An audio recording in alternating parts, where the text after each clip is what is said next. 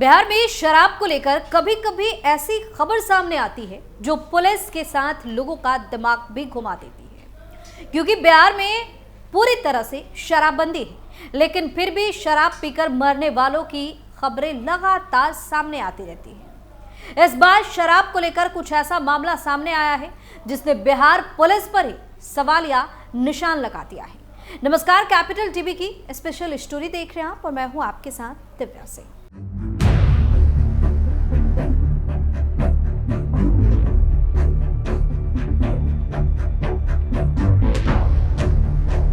Bihar police पर उस वक्त सवालिया निशान लग गया जब पता चला कि खुद पुलिस वालों पर ही केस दर्ज हो गया है। जी हां, बिहार के भभुआ रेल थाने में तत्कालीन थानेदार और 2 पुलिसकर्मियों के साथ ही 5 के खिलाफ आपराधिक लापरवाही और उत्पाद अधिनियम के तहत केस दर्ज किया गया। आरोपितों के अलावा 2 तस्कर को भी नामजद किया गया है। पकड़े गए शराब तस्करों को छोड़ने के मामले में तत्कालीन थानेदार मदन राम को पहले ही सस्पेंड कर दिया गया था। जांच में इसके साक्ष्य मिलने के बाद रेल एसपी रेल के आदेश पर एफआईआर दर्ज की गई। रेल पुलिस फरार आरोपितों की तलाश में छापेमारी कर रही है। बीते 30 जून को तत्कालीन रेल पीपी भभुआ के जवानों ने इलाके से रंजीत कुमार और कुमार रंजीत नाम के शराब तस्कर को दबोचा था। शराब के साथ पकड़े जाने के बावजूद तत्कालीन थानेदार मदन राम ने दोनों आरोपितों को छोड़ दिया था। घटना की एंट्री तक स्टेशन डायरी में नहीं की गई थी। इसके बाद रेल थाने में तैनात सिपाही पिंटू कुमार ने डाक द्वारा घटना की शिकायत वरीय अधिकारियों से कर दी। रेल पीपी भभुआ अब रेल थाना बन चुका है। मामला संज्ञान में आने के बाद वरीय अधिकारियों के आदेश पर गया के रेल डीएसपी आलोक कुमार से इसकी जांच कराई गई। जांच में दोषी पाए जाने पर थानेदार को सस्पेंड कर दिया गया। वही जांच में 2 सिपाही की भी संलिप्तता पाई गई। इसके बाद रेल एसपी ने तत्कालीन थानेदार मदन राम, सिपाही सुरजीत और नौशाद आलम के अलावा पीआर बांड पर छोड़े गए तस्कर रंजीत कुमार और कुमार रंजीत के खिलाफ केस दर्ज कर लिया है।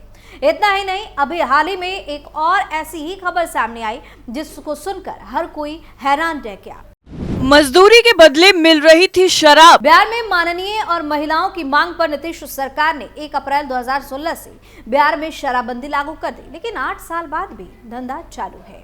राज्य के विभिन्न जिलों से रोजाना शराब की बड़ी खेप बरामद होना शराबबंदी की पोल खोल रही है। इतना ही नहीं, अब तो बिहार में जहरीले शराब के सेवन से लोगों की जान भी जाने लगी है। प्रशासन मामले को दबाने में जुटा हुआ है। ताजा मामले की बात की जाए तो छपरा, सिवान और गोपालगंज में जहरीली शराब के सेवन से 45 लोगों ने हाल ही में जान गंवा दी है, लेकिन लोग इस हादसे से भी सबक नहीं ले रहे हैं।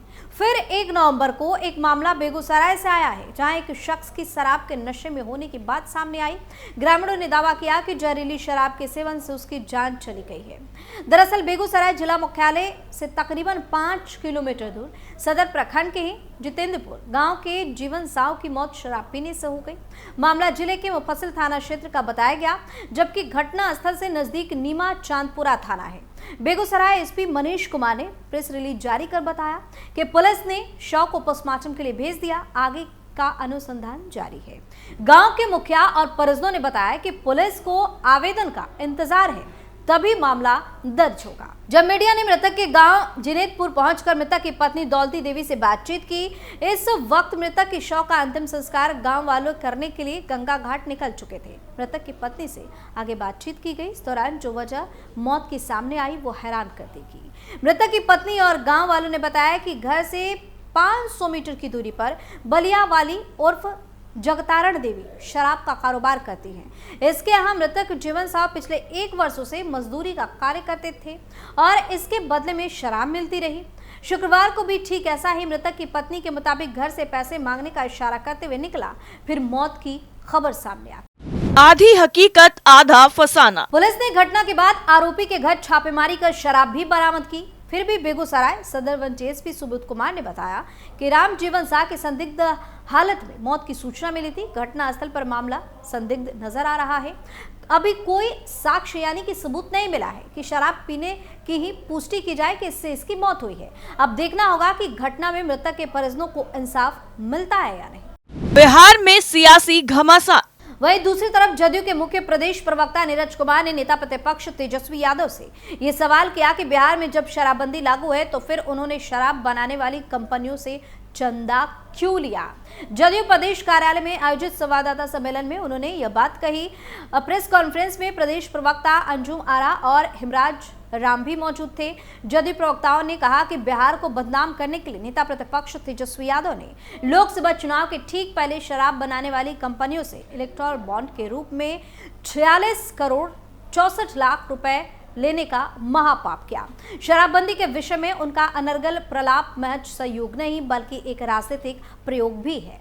राबड़ी देवी के शासनकाल को लेकर जदयू ने बोला हमला। नीरज ने कहा कि जहरीली शराब से होने वाली मौत पर राजनीतिक टिक्का टिप्पणी करने से पहले नेता प्रतिपक्ष को एनसीआरबी का डाटा देख लेना चाहिए। राबड़ी देवी के शासनकाल में यानी कि 1999 से 2005 तक में जहरीली शराब से होने वाली मौत के आंकड़े के अनुसार पूरे देश में बिहार 6ठे स्थान पर था। वहीं नीतीश कुमार के शासनकाल में जब शराबबंदी लागू नहीं थी तब बिहार 8वें स्थान पर था। शराबबंदी लागू होने के बाद बिहार 13वें स्थान पर आ गया।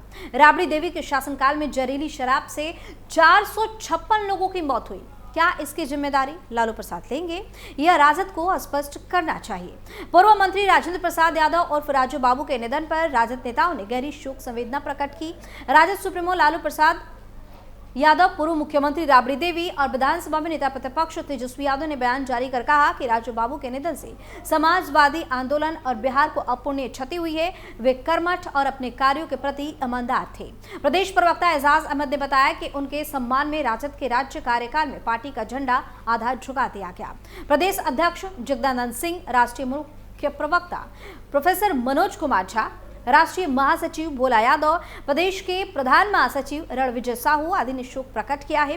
राजू बाबू मधेपुरा से कांग्रेस और राजद के टिकट पर विधायक रहे थे।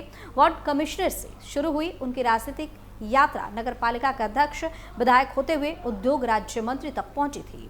वहीं शुक्रवार की रात IGIMS में उन्होंने अंतिम सांस ली। शराब तस्करी का नया मॉडल। अब जो मामला बताने जा रहे हैं उसमें शराब तस्करी का ऐसा जाल है जो दूर दूर तक फैला हुआ है। तो कहानी की शुरुआत होती है एक सड़क से, जहां सड़क पर एक दिव्यांग युवक अपनी स्कूटी लेकर जा रहा था।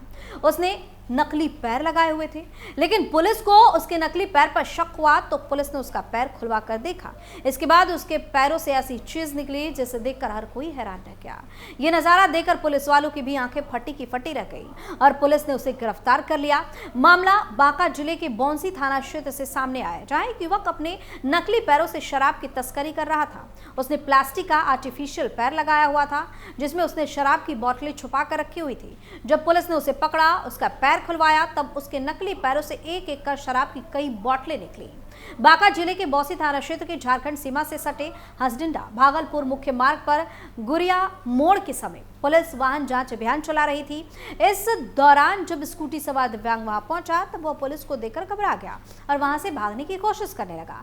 दिव्यांग युवक को भागता देख पुलिस को शक हुआ, तब पुलिस ने उसका पीछा किया और उसे पकड़ लिया। युवक को थाना लाकर जब उसकी जांच की गई तो पता चला कि उसका एक पैर पूरी तरह से नकली है और वो दिव्यांग है। लेकिन जब उसका आर्टिफिशियल पैर खुलवाया गया तब उसके पैरों से विदेशी शराब की बोतल निकलने लगी, जिसके बाद पुलिस भी ये सब देखकर हैरान रह गई। नकली पैरों के जरिए करता था शराब तस्करी। युवक का नाम महेश कुमार लाल है और वह भागलपुर जिले के शाकचक का रहने वाला है। पुलिस की पूछताछ में उसने बताया कि वह अपने नकली पैरों के जरिए लंबे समय से विदेशी शराब की तस्करी कर रहा था। वह झारखंड से शराब लेकर भागलपुर जाता था और वहां शराब की तस्करी किया करता था। इस दौरान जब उसकी स्कूटी की जांच की गई तो स्कूटी के नीचे बने तहखाना से भी शराब की कई बोतलें बरामद हुई। पुलिस ने इस दौरान दिव्यांग युवक के पास से 15 शराब की बोतलें बरामद की। फिलहाल पुलिस ने दिव्यांग युवक को गिरफ्तार कर लिया है और उसके खिलाफ उत्पादन अधिनियम की धाराओं के तहत प्राथमिकी दर्ज कर उसे जेल भेज दिया गया है। ये कुछ ऐसे मामले हैं जो बिहार में शराबबंदी की सारी पोल पट्टी खोलकर सामने ला रहे हैं। स्पेशल स्टोरी में फिलहाल इतना ही। बाकी खबरों के लिए आप देखते रहिए कैपिटल टीवी बिहार। नमस्कार।